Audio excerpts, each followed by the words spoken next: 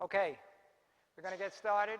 This is the last presentation of the series. As I indicated, if I go through some of these a little fast, what I'm going to try to do is in addition to talking about enhancing brain function, which can help you to overcome, either prevent or reverse Alzheimer's, depression, anxiety, Parkinson's. Basically, I want to talk about central nervous system issues.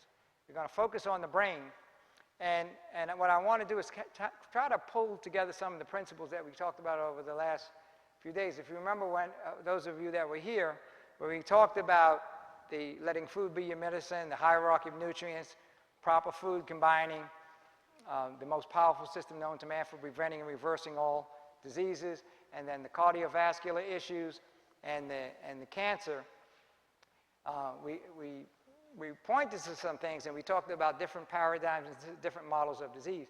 As I go through this, I'm going to make some additional comments where appropriate on some of those. So that's what we're going to focus on now. One of my favorite presentations, as I indicated earlier, because it really, see, a lot of people don't focus on the fact that the brain is a central processing unit. The brain is responsible for all of the other cells, and all those 80 to 100 trillion cells are basically mini brains. This is the central unit, but all these cells, they take their orders, and they have, there's all these functions going. There are hundreds of transactions going a second in this. It's the most powerful computer out there. So what we want to focus on is the brain or the mind, and let this mind be in you, which is in Christ Jesus, which is what Philippians 2:5 tell us. We are made in the image of likeness of God, and He communicates to us not through our kidneys or our liver, but through our brain. So it's very important that we have full functional integrity of the brain. We are to reflect the highest attributes of the character of God, and the children of God cannot glorify Him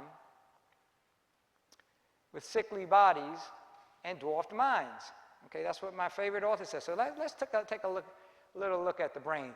The brain has several functions. These are four of the main functions. What we're going to focus on is the frontal lobe of the brain. Okay? Other parts of the brain, the occipital, for example, sight, and things of that nature, temporal for balance. So different parts of the brain have different functions. But what's so important about the frontal lobe, that has a major effect on our judgment, our emotions, our reasoning, and our behavior. So that's why I like to really kind of hone on this and talk about some of the characteristics of the brain and why it's so important to understand some of the dietary and lifestyle factors that affect it. And as I said, it's more than just our physical, mental, and emotional health. There are even spiritual implications involved. The adversary is very, very smart, and he, one of the ways he tries to get through us, we talked about in the previous presentation, is our children. And you heard the pastor talk about earlier about our sex hormones. He figures out all kinds of ways to get us all confused and get us in all kinds of trouble. Even very bright, very strong, very gifted people. David in the Bible, he talked about Samson. The adversary is tough, and he's turning up the pressure. He knows that time is running out. Now, the frontal lobe is the largest in human beings. Of all the mammals, you can see in cats. Now, cats aren't too bright, are they? Kind of finicky, that you can't tell them anything. A dog, you can train him and do some things. The brain of a dog is a little bit larger. And then you get into the chimpanzees, etc. They're about 17%. And then we're the largest, about 33 to 37% of the brain. 33 to 37% of the brain is the frontal lobe of the brain. Now, let's talk a little bit about how we start to learn a lot about the brain. I don't want to spend a whole lot of detail here, but basically, in 1848, there was this guy by the name of Phineas Gage. Now, Phineas Gage was a very faithful husband and father. His job was a foreman of a railroad, well-liked, religious man, regular church attendance, etc. And he had an industrial accident. He was putting in railroad ties, coming across the country putting in railroads. And what you had to do is you tamp down a rod. You had a tamping rod, and you put the explosive under there, and it blows out the ground, etc. One day, everything being normal, he had an accidental lobotomy. What happened is this tamping rod somehow got left on the ground, and when it blew up, it went right through his jaw, right through his skull, and it flew out some 13 feet, just right through. Now, he lived through this.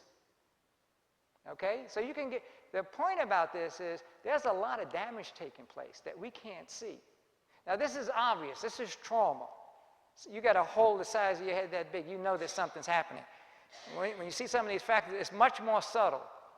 Scientific studies show that the frontal lobe is the seat of our spirituality, our morality, the will, the judgment, the emotions, analytical ability.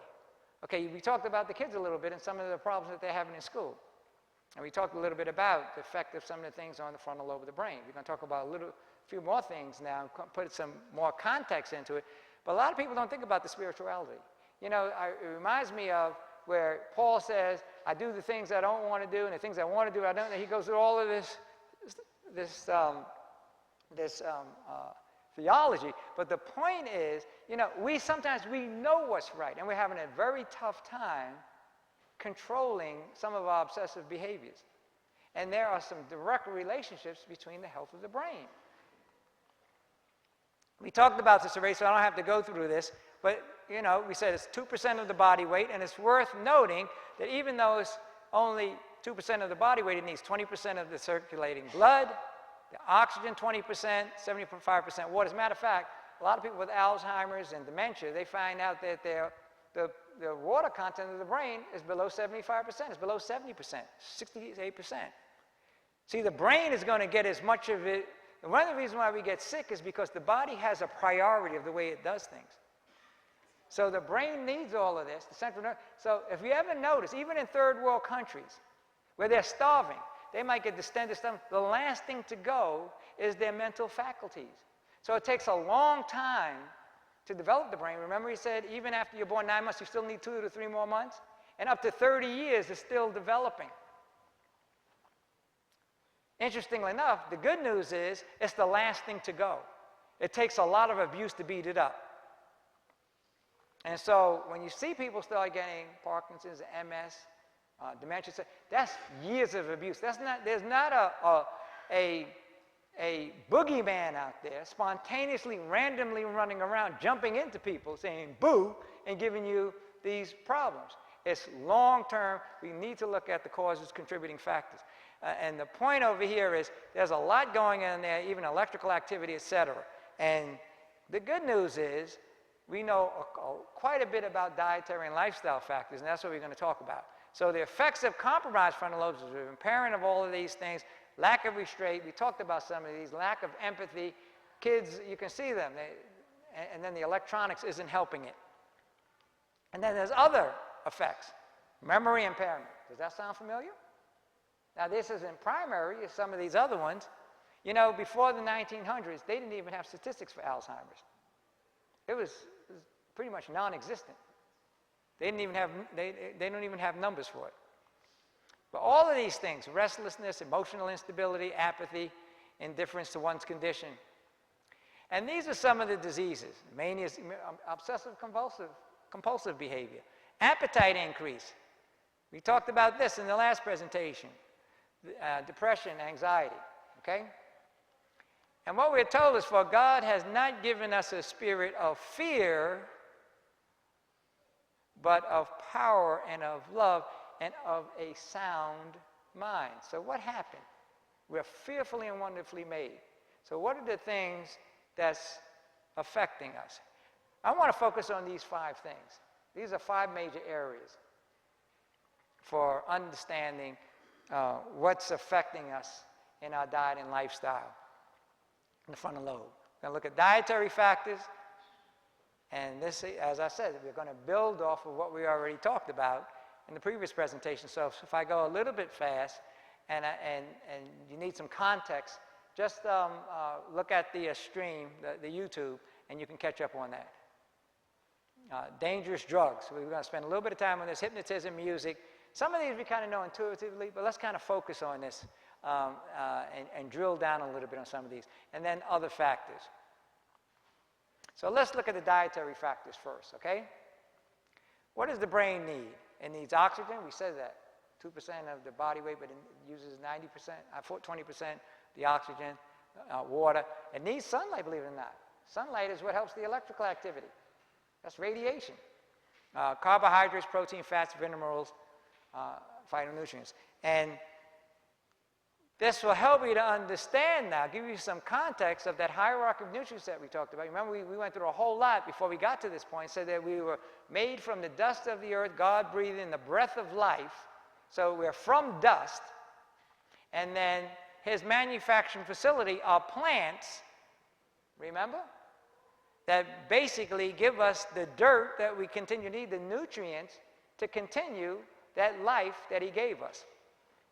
And then as you go down, the integrity, this is food group 1, nothing.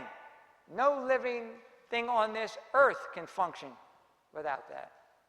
See, and even when you get into meat, we are oxygen breathing, we're aerobic, and we eat carbon dioxide based breathing things. That's the best for us, not animals, not other animals. And as you go down this list, it gets more and more problematic. You're running further and further from what your requirements are. Neither you nor your physician has a clue of what's going on. But we're given all these medications to manage all the symptoms, okay? And the good news is, and a lot of them are down here. That's why I said, here's a context.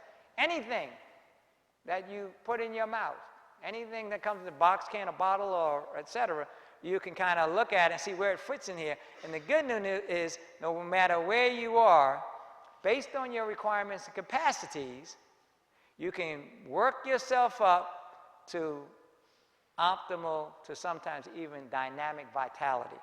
So from a nutrient standpoint, it's very important that we understand that carbohydrates are used most exclusively by the brain. It's not protein. It's carbohydrates and fat. And what's the most important fat for the brain? Cholesterol. Remember we talked about that yesterday? So you're unwittingly maybe contributing to your dementia and Alzheimer's with your cholesterol reducing medicine. Okay, let's keep paying attention. Okay, we said over here, the best carbohydrates, where do they come from?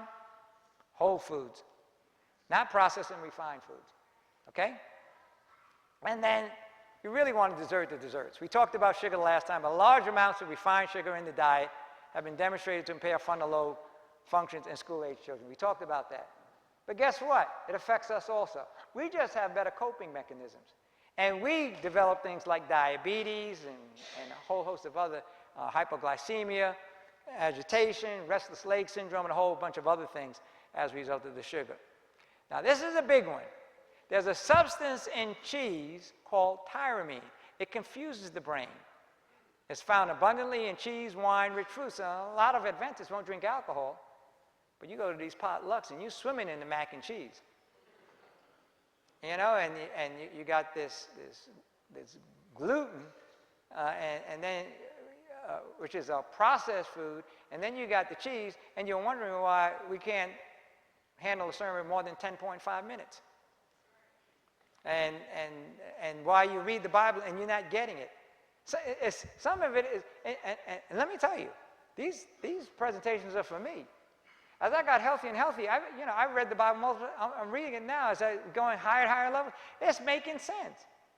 It was just recently that I figured out when the Bible was talking about meat, it was never talking about flesh. Of the 281 times, and then you look it up in the Greek, a word is broma. It means food. Let this be your food, or this is what you should eat. This is your nourishment. And it says that. God gave you the definition. It says, we should be eating seed-bearing plants and the fruit that has the seed in it. This will be your meat. But that meat never meant flesh. And it says, John the Baptist, his meat was honey and pods. He wasn't talking about tiger ribs or pork chops. He was talking about plants. It means food. It means what we should be eating, our nourishment. So all rich foods, and especially, you know, what's the biggest thing? You go to parties, and I mean, it's sad. Pizza. It's all over the place. So if you got the gluten intolerance, and you got the wheat, which is hybridized, and then you got the cheese. So you can start to see how you're getting all of these problems with the brain. Now this is interesting. Arachidonic acid decreases ability. Guess what? Arachidonic acid affects the frontal lobe of the brain. You know where the highest amount of arachidonic acid is? Anybody know? No, it's in pork. Isn't it interesting how God said we need to stay away from pork? Now, he doesn't give any proof text or anything, but when he is clean and unclean meat, the highest amount of arachidonic acid, he knew when he created us. This is the manual. This is our health manual. There's so much in here.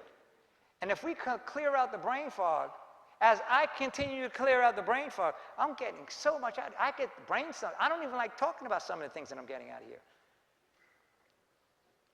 Because some of it I can't prove yet. And for example, the hierarchy of nutrients, you've never seen that anywhere in your life. That came to me in a dream. I prayed on it, and I got so clear and lucid after studying the Bible, and it came out. And the other presentation is, if I ever get a chance to do it, is my 10 Commandments of Health Reform. Things just jumped out in all of these analogies, these things out of the Bible that I'm putting in presentations. So God knows what he was talking about, but you only get that out of flesh, arachidonic acid. You don't get it out of plant-based foods. So you can see, and we didn't even start talking about the trichinosis and all of the bovine growth hormones, et cetera. I kept all those, we talked about those in an earlier presentation, so I'm taking it to another level. That's the first time we talk about arachidonic acid. Isn't it interesting how my favorite author outside of the Bible says, fruits, vegetables, nuts, seeds, and selected grains impart a strength, a power of endurance, and a vigor of intellect that are not afforded by a more complex and stimulating diet. And see, that's the issue. And the other thing is, remember we talked about food combining. Eating too frequently, too much unwholesome food also has a major effect. It destroys the healthy action of the digestive system. It's not what you eat, but what you assimilate. If you're not, you can eat the best food in the world. If you're not assimilating it, you might as well eat the carton that you brought it home in for nourishment. Okay, so we pretty much understand that diet is very important. Probably didn't think about how important it is for the brain. Very important for the brain. There's a whole lot of additional information, but in the interest of time, let's focus on this. We talked about drugs a little bit on Wednesday when we talked about the most powerful system known to man for preventing and reversing all diseases. And we talked about how drugs can be a problem. We talked about how they never really heal. They just change where the disease is. Let's look at what happens to the brain. And this is particularly a message to Seventh-day Adventists. It's sad. As I said, Seventh-day Adventists, a bottle of aspirin should die of loneliness in our medicine cabinets. We have so much light on this. We have the Bible and we have the spirit of prophecy. But my people are destroyed for lack of knowledge. Because you have rejected knowledge, I will also reject you from being priests for me. This is our job. We're supposed to be telling the rest of the world. We are today's Israelites. They blew it. They kept going in and out and idols and chasing after this and chasing after that. There's something in Ecclesiastes that says, things continue to remain the same. As it was before, it continues. And we're in that same place. And I'm happy to report to you, though, there are a lot of people out there. I'm one of them. A lot of heathens out there. I was happy being a secular guy. And there's a lot of people that know. As a matter of fact, I hear Seventh-day Adventists criticizing some of these other health systems. These people are equipped and qualified better than we are. And remember I said even a stop clock is right twice a day. They have truth. The biggest problem with a lot of these other systems is that they're not giving the honor and glory to God. We claim that God is our Father. And we know our Bible fairly well, but don't really see clearly a lot of things that are being told us. But they're coming out. And they're coming, we're not supposed to find a new religion. They're coming over. See, the light we've been given a lot of light. We know a lot about the Bible, and we're given a whole lot of light on this health reform area. So, lack of knowledge. Now, let's pause for a second. Let's talk about drugs. There's two types of drugs, right?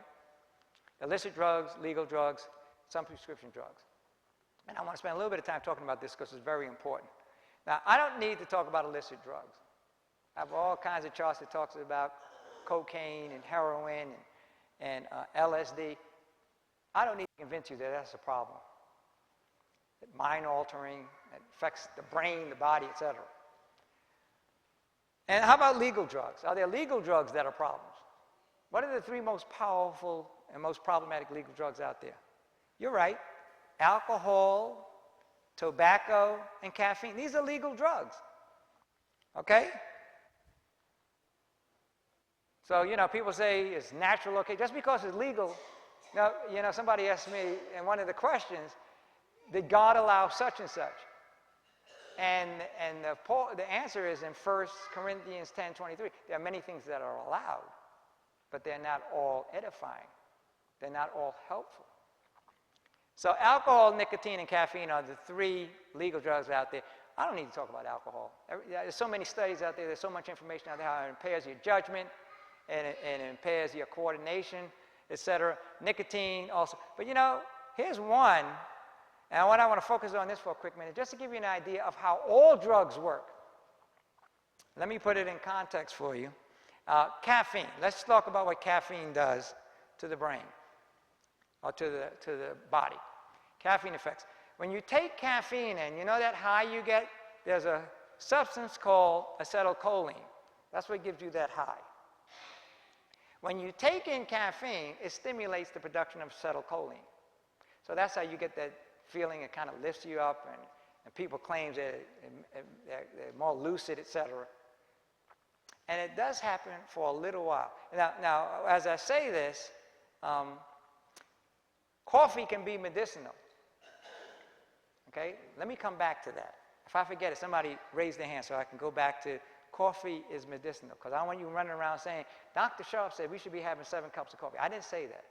That's what I used to have at IBM when I was working at IBM, 5 to 7 cups a day. And so I'm not just talking. See, a lot of the things that I'm talking about, I have experienced myself. So it's not like I'm an 18-year-old pimply-faced guy that picked up a pamphlet and telling you these things. I've read thousands of articles and books and gone through a lot of these things. Now, because this is acetylcholine, and just like any drug, to get the same effect, you need more, right? So you start out with a cup, and I didn't even drink coffee until I went to IBM. I couldn't stand it. It was bitter, but you go to the conferences and the staff meetings and all of that, and I worked up to 5 to 7 cups of coffee a day by the time I left. So you can imagine, I'd probably be up to 20 by now. I wouldn't be here now. So anyhow, the point is, the body is always working towards homeostasis. Remember we said that in the last presentation. So you can't just go up and up and up, but you can just take off, right? So it also increases the amount of adenosine. So adenosine slows you down. It's the brakes. So if you had a Maserati and they went 180 miles per hour, you want some good brakes. That's what the adenosine does. So what happens as you drink more and more coffee, you produce more and more adenosine. That's why when you quit coffee, you get a headache, you get withdrawal symptoms. Now I'm talking about coffee. I'm not even talking about alcohol or nicotine or something strong. This is a mild drug. But this is basically to show you what all drugs are causing some physiological effect that the body has to adapt to. Remember I talked about a couple of days ago, when you take an aspirin, the reason why it stops a headache, pain, any place, because it causes a teaspoon of bleeding. But I said, I don't need to be sending any pulses over here and telling you about pain. I need to amass the fibrinogen, the vitamin K, and all the 12 factors for clotting, which are lying dormant before it's needed. Otherwise, we'd be one giant clot. So the body is a powerful system, very powerful adapting system. We are fearfully and wonderfully made. The more you study this, the more, there's no conclusion you can come to except that it has to be an awesome God and that we're fearfully and wonderfully made. If we weren't fearfully and wonderfully made, we'd be extinct today. So, this is so you can understand what's happening to anything, any drug that you're taking. These adjustments are taken. And anybody who smoked, and I have to keep my hand up, I told you, I quit 100 times before I finally quit. And I never drank alcohol before when you're 17, 18, you start experimenting. It tastes terrible. But then when I got to IB, I never knew what a vodka gimlet was, and I wanted to be cool like everybody else. And I started with that. Look at this body. I worked up to be able to eat a whole pizza and a pitcher of beer after a tennis match. Now look at it. So when I tell you that it's a miracle that I'm here today, I had to make some changes. So let's look at the pharmaceutical effects on the frontal lobe. And the medication, remember we said the number one killer, that's why I want to focus on this, is cardiovascular disease. And so medications that affect the brain, asthma, blood pressure, interesting. What are we giving our kids? Asthma medication, tranquilizers, antidepressants, anti-ulcer, anti-inflammatory, narcotics for pain, antihistamines for the colds, flu season is coming up, decongestants, all of these different medications. All of these have an effect. We're going to focus on the blood pressure, okay? And what studies show that hypertensive subjects had 10 times more of the incidence of white matter lesions in the brain. Now, they call brains gray matter. The white matter are those lesions in the brain. And so if you have high blood pressure, you have these lesions. And even if you use blood pressure medication, the lesions don't go away. It's just managing the numbers. You're not doing anything about the causes and contributing factors to those lesions. So the drug is actually making it worse. Because you're going around, there's this commercial going around about cholesterol. I forgot the name. What's its name? I forgot the drug. See, my Alzheimer's is starting to kick in. But anyhow, it's a drug, and she said my cholesterol, and she's so happy and taking this medication. What's that? Yeah, see, a few of us have Alzheimer's, but that's okay. But while they're managing their numbers, they're subtly doing some very serious damage. Look what else happens. Significantly more brain atrophy occurred in hypertensive subjects compared to those with normal blood pressure. You see? So it's really not helping. So contrasting lifestyle versus drug treatment, when medications are used, all of these effects are happening. These are all the side effects. The liver, the stomach, the heart, the brain are all affected. We usually don't feel this. Even like the silent killer, you don't know what's going on in the brain. But we do get, a lot of my clients that come to me, they're not before their blood pressure, because they have colitis, because they have irritable bowel syndrome, because they have gas, because they have acid reflux, they have all these digestive problems. And then you look at the adverse reaction, it tells you. It's like they don't really even read or if they read it, some of them read it, but it's not clicking. So they want to come into my office and I have to explain it. So you see, I said, oh yeah, that's right. So the biggest thing is figuring out what the cause and contributing factors are so you don't need the drugs. Most conditions result from living in violations of the laws of health. Has nothing to do with having a deficiency of drugs. It's not because we're drug deficient that we have blood pressure. It's because we're violating the laws of health. See, sometimes from a medical standpoint, they think that we either have too many organs or not enough drugs. So you got to cut this out, or you got to, but it has to, there's more this. The brain does not make political or economic distinctions. So whether it's an illicit drug, a legal drug, or if you went to school for 8 years and you can wear your glasses over your nose and write a prescription, it doesn't care about the political situation, the politics, or the marketing. All drugs affect the body. And the person will generally recover with the appropriate diet and lifestyle interventions. So, what does my favorite author say? She says, drugs never cure disease. Favorite author outside of the Bible. People need to be taught that drugs do not cure disease. It is true that they sometimes afford present relief. It's true. And where are drugs most appropriate? For trauma. I always said, if I get hit by a Mack truck, don't tell me about no herbs. Don't give me a health lecture. You get me to a hospital quick. Matter of fact, when we talk about where the medical profession is most appropriate of those 7 factors for trauma. But they call it the practice of medicine for a reason.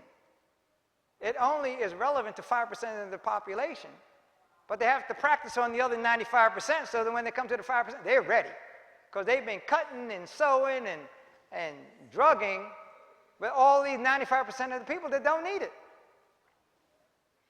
They never call it the science of medicine, they call it the practice of medicine. And the patient appears to recover as a result of their use. This is because nature has sufficient vital force to expel the poison and to correct the conditions that cause the disease. Health is recovered in spite of the drug, but in most cases, the drug only changes the form and function of the disease, often with the effect that it seems like it's working, but in the end, it's doing more harm, and it turns into a worse disease at a later period of time. So they really don't work. Now, this isn't a knock on medical doctors. As I said, they're very bright, but the system is not the most powerful system known to man. I went through the most powerful system known to man for preventing and reversing all diseases.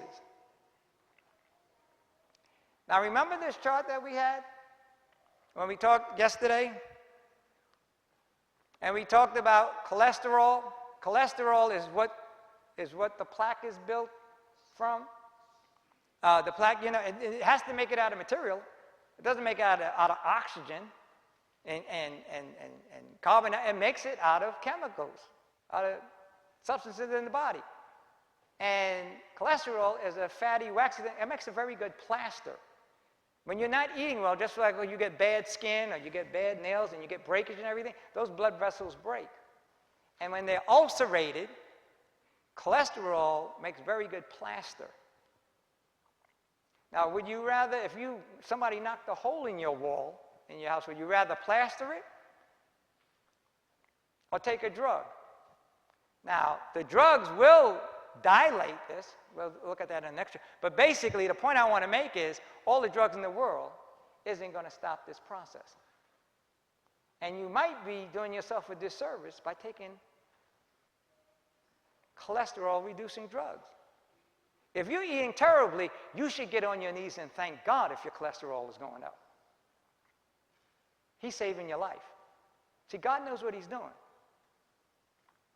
So don't reduce it. What I say, context. Why do you have the high cholesterol? It's because of diet and lifestyle. Reducing it, you might be doing yourself a disservice. And a lot of my clients, they don't come to me first. They come to after the first, second heart attack or stroke. And then when I tell them, we really need to work with your primary care physician so that as we continue to monitor this so that you can get off of drugs. So no, my doctor says I have to take this for the rest of your life, for the rest of my life. And when I asked them, and I said, well, were you on any of these drugs when you got the stroke? And they said, oh, yes, I was. I said, it's not going to stop a stroke. It's not going to stop a heart attack. So we need to figure out something. Now, I'm not going to tell you how easy it is to get off these drugs because I think I'm on live stream. But this stuff is so easy. If I don't have a clinical practice, and they try to wean you off, and normally it takes about 3 to 6 weeks to wean off. And don't try to do this by yourself, but I had a bet with somebody once, and we got them off 6 drugs in a week. And basically, there are some very powerful herbs out there. The ACE inhibitors, beta blockers, and calcium channel blockers, there are herbs that God gave us. Hawthorn berries has 3 of each of them in there. And if you use natural diuretics, and see, we have so much light that we should be practicing this ourselves and sharing it with everybody else. The other point I want to make is all the drugs in the world isn't going to make this thing become unclogged. What medications do two things. It either slows up the heart so that the blood doesn't have to pump so hard. So it's not pumping. I say, oh, I'm well. Now, you're feeling terrible.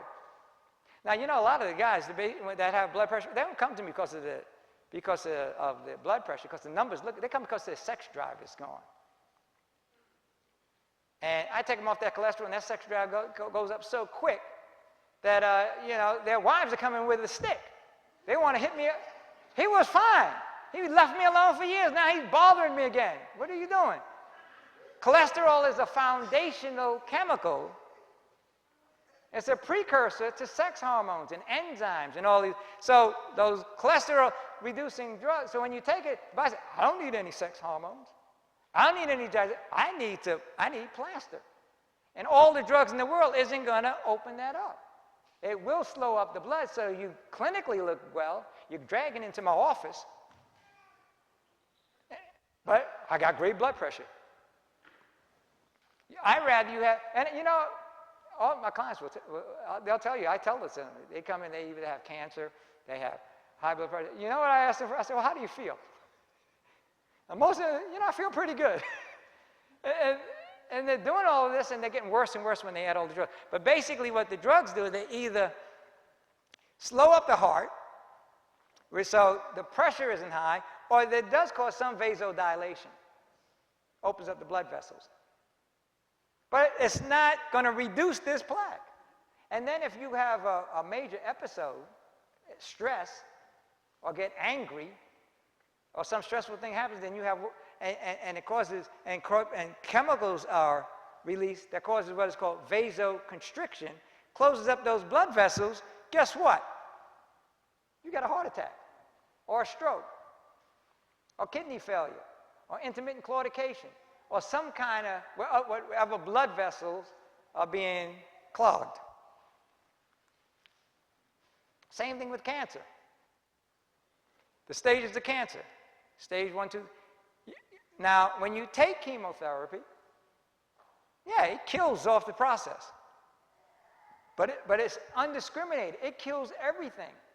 It kills the good systems, the good organs, etc. But the reason why it comes back, so, you know, the definition of a cure for cancer is that it doesn't come back in 5 years.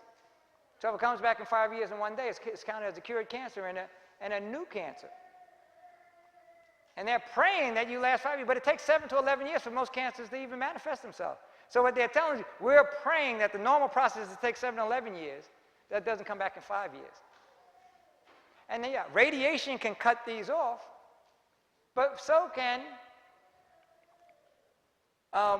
charcoal. We went through the herb that basically, the black salve, that can pull tumors out. They are natural substances.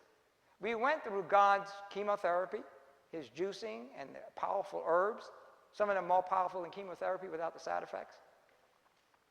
Radiation, his radiation is what? Sunlight. And you know, I got people with skin cancer. They think I lost my mind. I said, you got to get out and get more sunlight. They're all low in vitamin D. And one of the functions of cholesterol is when vitamin D hits the skin, it turns the cholesterol into vitamin D. They need the sunlight. They need the vitamin D. But the thing is, when you have a bad diet, the poisons in your body cause skin cancer when you're out in sunlight. If you're on a plant-based diet, it converts it to vitamin D, and you just get darker coloring. So the point is, yeah, the drugs have a physiological effect, but they are very powerful natural things that we talked about in the last few days that work just as well, without the cost in money and expenditure of vitality. And we talked about this. See, what the chemotherapy, the radiation, and the surgery will not do. Remember we talked about this model? The problem is toxin accumulation. It's not going to reduce the toxins in your body. And the only reason why people don't get it again or it's delayed is because it's a wake-up call and they stop the things that are contributing to the toxic buildup in their system. You see? So chemo, radiation, and surgery doesn't do anything affecting the toxin accumulation in those 80 to 100 trillion cells. I'm not going to go into detail with this, but this is the chart that we covered the other day. That's what, and I wanted to give you, remember we said we're going to give context for these things that we talked about. So what is man's best food? Look at that. That can be really delicious. You know, that's grains, fruits, nuts, and vegetables. All of those are what we need. So let's look at the next one. Now we can start going a little quicker because I want to really focus on those first two factors. But another effect is hypnosis on the frontal lobe of the brain. What is hypnosis? Hypnosis attempts to cancel out frontal lobe functions. This is dangerous. And bring people into a trance in which they are highly suggestible. You know, the Bible is very clear on that. You're not supposed to turn your mind over to anybody. It's better to put your trust in God than to put your confidence in men. And even the most well-meaning,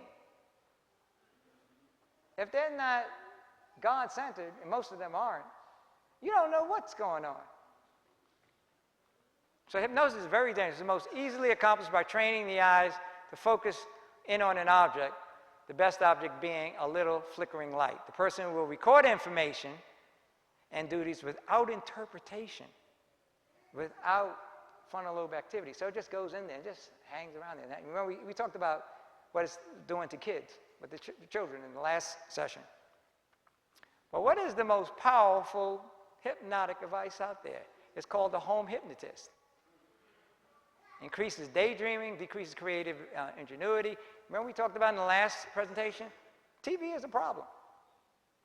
You ever notice, you watch the little kids, they're, and the commercial comes up. You ever notice that? Watch the next time. These guys are brilliant. Kids don't know anything. They have no idea what's going on. But as soon as the commercial, they have designed this so well. It captures your attention. And a lot of that stuff is feeding in. These guys are brilliant on what they do. And it's the home hypnotist. There's just so many problems. And remember we said it's more than a television issue. It's all these electronics.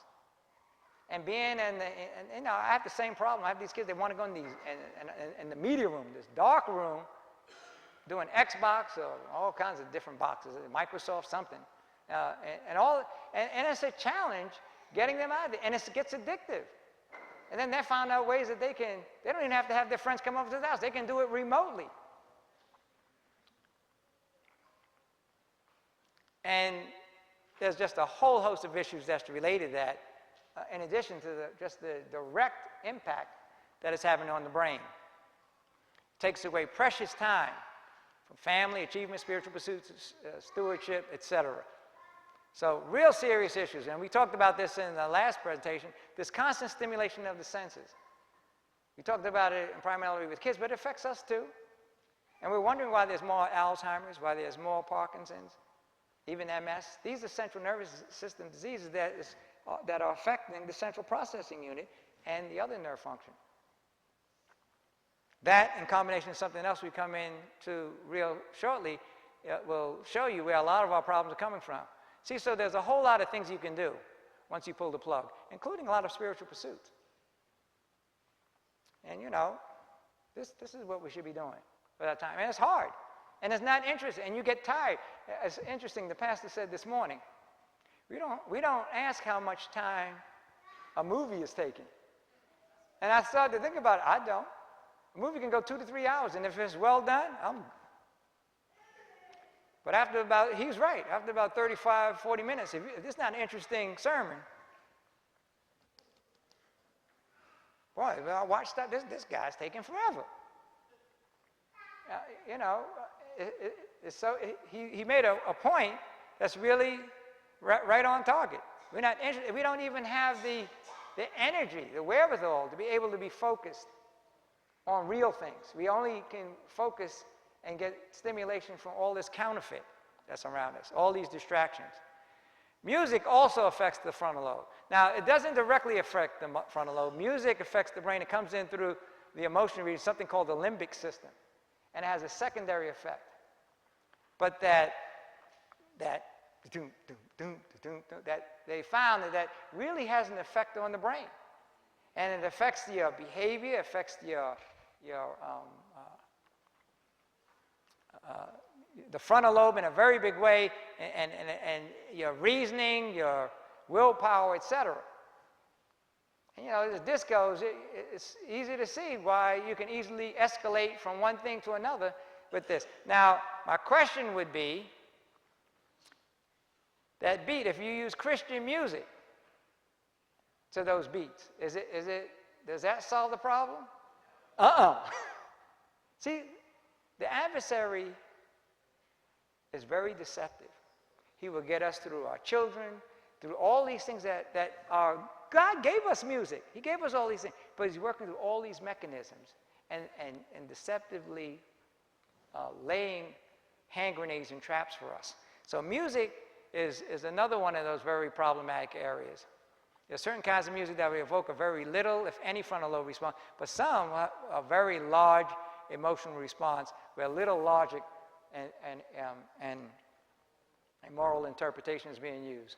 So certain kinds of music clearly can inhibit our willpower, it impacts our behavior, and evokes irrational responses. So that's another area that we really need to be careful of. And then there's the one final area that I want to focus on that affect the frontal lobe.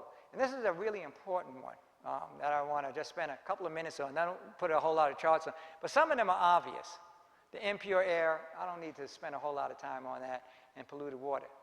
And our water is, the things that they're doing to our city water. They're putting antibiotics in it, they got fluorides, chlorides. Now, do they kill germs? Yes, they also kill us. And as, the cumulative, as a matter of fact, I promised that I would tell you what the medicinal dose of coffee was. Anybody know what it is? 1 teaspoon. 1 teaspoon of coffee is actually medicinal. How many people do one teaspoon of coffee? I don't know, anybody. Maybe get us. Take one. Boy, that was good. But it actually, all that stuff that I talk about, it basically kickstarts and see what you want to do. Remember I said you can eat the fool system, develop new neural pathways? Something like vinegar. A little bit of vinegar is good for you, but the way we slather it on our salads, we basically cause all kinds of fermentation and putrefaction, which is the host for parasites, etc. But a teaspoon actually stimulates the digestive system. Who puts a teaspoon? Half a teaspoon. I see these people, they read an article, and they're drinking 2-3 ounces of it. So all of these things, now the biggest thing I want to focus on is heavy metal and chemical contaminants. And see, let me put in context that hierarchy of nutrients. There are so many chemicals in there that we have no idea what they are. They're so long, some of them, BHA, BHT, magnesium stearate, all of these chemicals, all these boxed, canned, and bottled foods. The problem is, when you're down in that last area of processed foods, you got to be real smart. People pay me big bucks for me to say, oh no, this ingredient, because I studied a lot of these things. Hundreds of these different ingredients I looked at, and I can say, oh yeah, the carrageenan does this, and this is an emulsifier. But you know what? If you follow God's prescription and stay with the plant, you don't know anything. All you need to know is God. Because he knows all this stuff. And he already took care of you. It's the most powerful system known to man. So, and the other thing that I want to talk about over here is the heavy metals. Heavy metal toxicity. Chicken has arsenic in it. Now, remember we said there's poisons in all foods. Apples have arsenic in it. All foods have poisons. But remember we said when it's the whole food, and poisons have to be there, because if they're not, before they got ripe, it'd be eaten up by the animals. But in the whole foods, as it ripens, the poisons are diluted, are dissipated, and the antidotes are in the food for the poison. So when you isolate it, as you do in medicines, you got the pure poison that has physiological effects without the counterbalancing factors.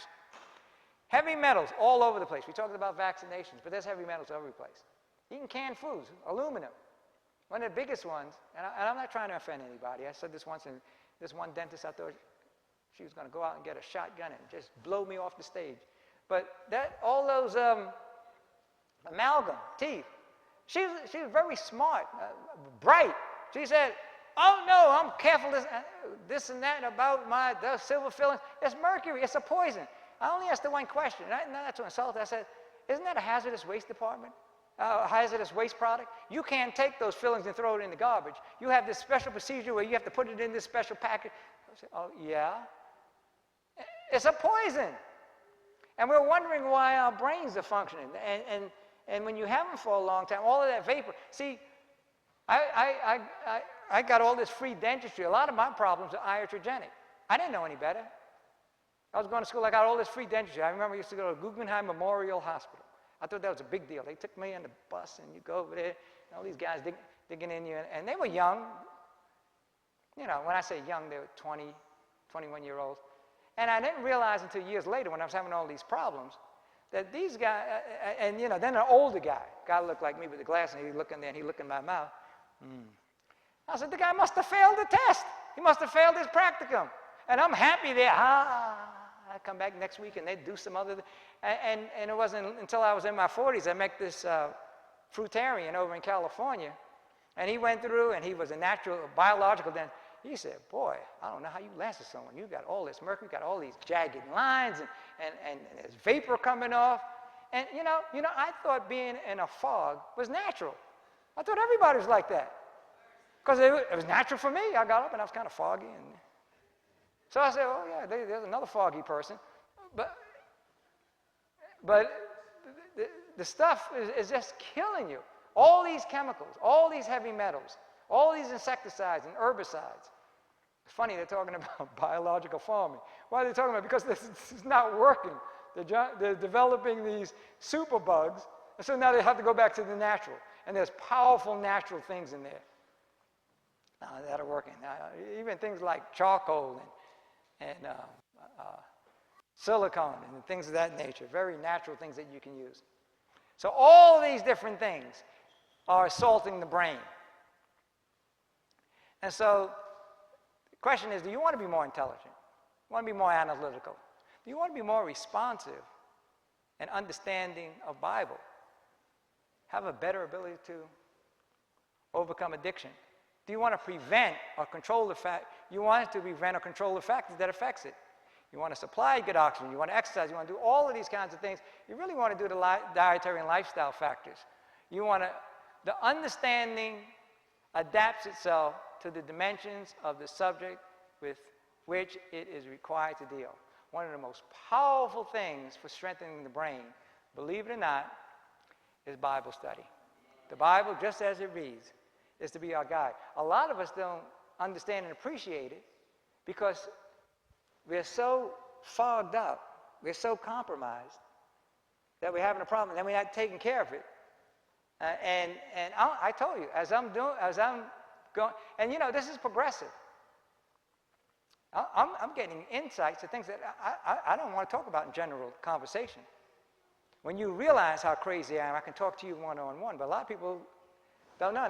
And without going through, see, remember when we started with the president, some of the things I said in the beginning, like I said, the irrefutable evidence. He said, look at this crazy guy. Then I go, oh yeah, when we go through this, now I see. Without that context, you see, they'd be handcuffing me and loading me up with some kind of drugs to tranquilize me. But I tell you, that hierarchy of nutrients, you've never seen that before. If you saw my 10 Commandments, I'm getting some, and I'm not a prophet, I'm not a visionary, but I'm getting some insights, and I'm understanding the Bible more and more. But just like if you want to run a marathon, you don't start out by running 10 miles. You walk around the block, and then you get into a jog. If you start with just a little bit, see, I'm on a thing now, I want to read the Bible cover to cover every year for the next 7 years. I did it for a few, and what I did was I was reading about all these different kinds, the NIV, this, and now. And I even have a Bible now that does the Hebrew. I told you about, I found out about the meat by going to the source. When you go to the Hebrew and the Greek, you say, oh, this is what it's saying. It has nothing to do with flesh. And all these insights. You know, I did a thing on the New Testament. There's every page, and you do it yourself, and if you don't see it, it's because maybe you need to pay something. But every single page of the New Testament says something about health. Because I decided this, I had this brainstorm, and I was already just finishing the Old Testament at one time. This was a few years ago. And I said, well, let me just see. This thing came to me. And I had the Bible, and I marked, and there's like 3, 4, 5, 6 references to health. And then it hit me, the Bible is a book of salvation. Salvation comes from salve. It's for healing. Body, mind, and spirit. People think of the spiritual, but the Bible is for, we're total people. We're not just spirit. We're not just physical. We're a bunch of dirt that was collected and the breath of life was put in. Then we became a living soul. So the Bible. I remember at that time, I memorized the entire book of James. And we had a Bible contest at Athelton. And we had, in the Bible contest, we had so many chapters in Proverbs. I memorized all of the 5 or 6 chapters. I mean, it was interesting. And it really, I'd start a few verses a day, and it really does strengthen your mind. Just like you strengthen your other muscles.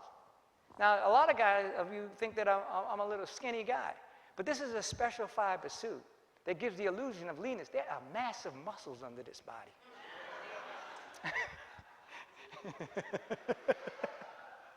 If you believe that, okay. As the mind is brought to the study of God's Word, the understanding will enlarge, the higher power will develop for the comprehension of high and ennobling truth. This is powerful. This is powerful stuff. The Bible is very clear. Any institution, any body of knowledge out there that is not biblically based is just foolishness. It's a counterfeit. Okay, and Proverbs, there's just so many things that basically says that. Corinthians. So there is so much babbling and foolishness out there. And this is the context. And I'm an obsessive person. I like studying a lot of things. When I came to a point, the easiest thing is, any theory you come up with, any product you come up with, any thought I've read the Bible enough times, and I've read just about everything in the spirit of prophecy. All the testimonies, I read I read just about everything I can put my hand on. I basically says, I have this foundation. I said, like my hierarchy of nutrients, how does it fit in here? It's easy. I don't need to read all these. I used to read research papers. All I want to know, okay, tell me what this is. And then if it's to the extent that it's, and I don't care if it's a heathen, a Babylonian, a Muslim, a Buddhist. I said, you right here. And I don't care if you're a pastor, I don't care if you're a conference president. If you're saying things in that, I don't care what you are. It has nothing to do with your pedigree or what you call yourself or what book your name is written in. It's about how it maps up, how is it in harmony with the Word of God. As a means of intellectual training, the Bible is more effective and I've read hundreds of books. I grew up in Harlem, and anybody that knows about the ghetto, you get nicknamed. Oh, okay. You know what my nickname was? My nickname was Professor.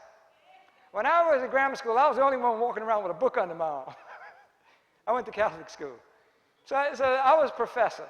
Now, the only reason I didn't get beat up all the time is because I was able to run pretty good. So I was pretty good in ring alevio, and I can hang with the guys. But if it wasn't for that, I'd be beat up almost every day. I remember I was able to speak. I remember a couple of girls, they liked me. Said, you can speak French? I said, je parle peu de français. I said, woo, this guy's a genius. No other study can impart such mental power as does the effort to grasp the stupendous truths of revelation. The mind, thus brought in contact with the thoughts of the infinite, cannot but expand and strengthen. I'm telling you from my personal experience, this is serious business. So, as we start coming to a close, this is what Paul said. I urge you, therefore, brethren. I mean, you see, it's in capitals. I didn't put that in there. It's like he's pleading. I urge you, brethren, by the mercies of God, that you present your bodies a living sacrifice, holy and acceptable unto God, which is your reasonable service. He owns us by creation and redemption. And be not conformed to this world. It's tough. I mean, with all this knowledge I have, this is serious business. It's tough. It has nothing to do with knowledge. Now, what you know or all your studying has to do with the spirit. You got, you have to spend time on your knees. But be ye transformed by the renewing of your mind, that ye may prove what is that good and acceptable and perfect will of God. You guys know the story of Daniel. Resolved not to defile himself with the royal food. There's many examples, and I'll just quickly go through this. He went on this 10-day test, eating vegetables and drinking only water. This was his meat, his food, his nourishment. And then at the end it says, in every matter, not in some matter, of wisdom and understanding, he was 10 times better than all the magicians and enchanters in the whole kingdom. Again, my favorite author says, to keep the body in its healthier condition in order that all parts of the living machinery may act harmoniously should be the study of our life. We should be experts in this. Since the laws of nature are the laws of God, it is plainly our duty to give these special consideration. The purpose of health reform is not to be big muscular guys like me, massive of humanity. It's not about being healthy heathens. It's about securing the highest development of body, mind, and spirit, body, mind, and soul, to be good stewards so that we can serve him better. Children of God cannot glorify him with sickly bodies and dwarf minds. We are to reflect the highest attributes of the character of God. He cannot remake us in his image when we are in violation of his moral law. His law is a reflection of our character. It's written on every corpuscle, every part of our DNA. He is, his character is his law. And he wants us to be in his image and likeness. The most powerful system known to man for preventing and reversing all diseases. It will start your heart, make your liver quiver, stop your mind from going blind, and close the hole in your soul. This is a powerful system. He gave us these instructions. My 10 Commandments goes into this in a lot more detail. It's also in my concepts of original medicine and the basic principles, if you're interested in that. But from Genesis 1:1 to 2:17, I go into the detail of exactly how he's telling us. And the interesting thing is, he provided all of this for us before he made us. He gave us air, water, and sunlight before he created. He knew. And then he gave us a way of continuing that with his manufacturing facility, his plants, to sustain us. And his Bible to bring us back in union with him. The most powerful system known to man. So, when you talk about the hierarchy of healing, if you remember we talked about this the other day, yeah, there is a place for drugs. But remember I said, this is the most important, pray continues giving thanks to God for all his blessings, seeking his wisdom and guidance. And if he tells you to do the drugs first, do it. Now, you heard me say that I think that drugs are relevant for trauma. I can't find any place in the Bible, the spirit of prophecy. I've been saying for the last 20 years, show me any place in the Bible or the spirit of prophecy where there's one positive thing about drugs. In the Desire of Ages, page 824, it says, Jesus gave no countenance to the use of drugs. None, zero. He loved us so much. He wanted to be so clear in purpose that when he hung on the cross, he refused the drug. This guy can you imagine the pain? He didn't eat all day. He dragged that cross all that time. He's nailed to the cross. He's dying. All that pain, all of that emotional anguish of being separated from his Father was even worse. And he's given some gall and vinegar. This is a great God we serve. He didn't want anything to get in the way of salvation. So I'd like to find some place to say, and I tell people, I mean it, pray continuously. If he tells you to take drugs first, even for trauma, please, I need somebody to tell me. Because I pray, people think, some people say, how come you never get sick?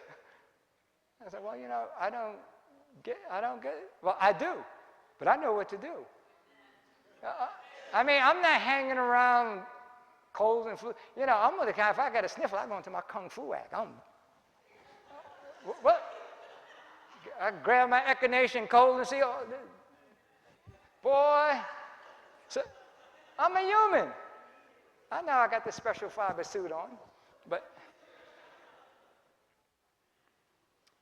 And they shall see his face, and his name shall be in their foreheads.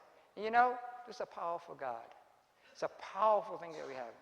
And as I end up, I want to really thank you for your time and kind attention. Because you know, I'm talking to me. You gave me an opportunity to stand in front of you to remind me of what I need to be continuing to doing. So I want to thank you for helping me to remind myself again that I need to stay focused.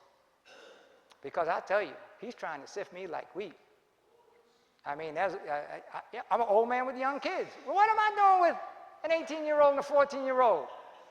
Humbling me and, you know, I go to these settings and Dr. Sharp has 3 doctorates and a PhD. He was the president of this and ran the research center. And I go home, Jimmy, go take out the garbage. See, I need to really be put in my place. But the point I want to make, I want to thank you.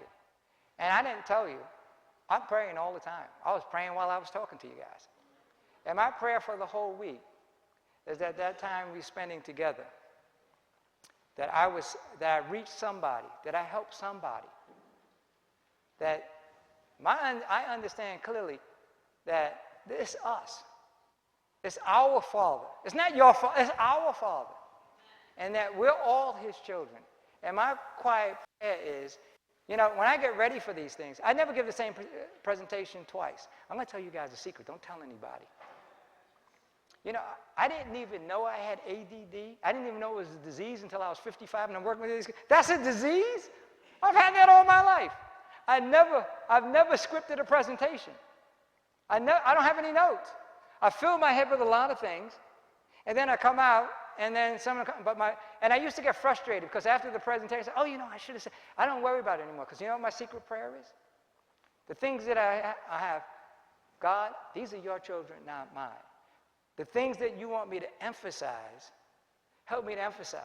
The things that I wanted to talk about, but it's not consistent with you, I want you to overrule it. So that at the end of this, and I'll share with you now, I hope this time together, it was for me, was a blessing and not a curse. That his will is done, not mine. And if any good comes out of this, all the honor and glory goes to him and nobody else. So as I finish up, the theme was, what? Your health, your choice. And yes, we do have a choice. God never forces his will on anyone. We do have a choice. The adversary beats on us. He gets us through music. He gets us through kids, all these different distractions. The adversary, he does all kinds of, he just knocks at us. Hey, Jimmy, let me tell you something. Oh, here I have my kids. Let's do the kids. You know, or Bible study. See that's the great equalizer, especially when you know you're coming back from a seminar, you're all pumped up. Boy, it gets you back in place real quick. But he just subtly knocks on the door. And you remember what we talked about. He with all of this, with all his power, all his knowledge, all his wisdom, there's still 4 things that God does not know. A sin he doesn't hate. This is good news. This is the good news about this whole thing. He doesn't know a sin he doesn't hate, a sin he doesn't love, a sin he won't forgive, and he doesn't know a time better than right now to let this mind be in you, which is in Christ Jesus. Just give him a chance. He loves us. He cares for us. I hope this was as helpful for you as it was for me. I want to thank you for your time and kind attention. And I wish you health, happiness, and God's richest blessings in all of your ministries. Thank you very much.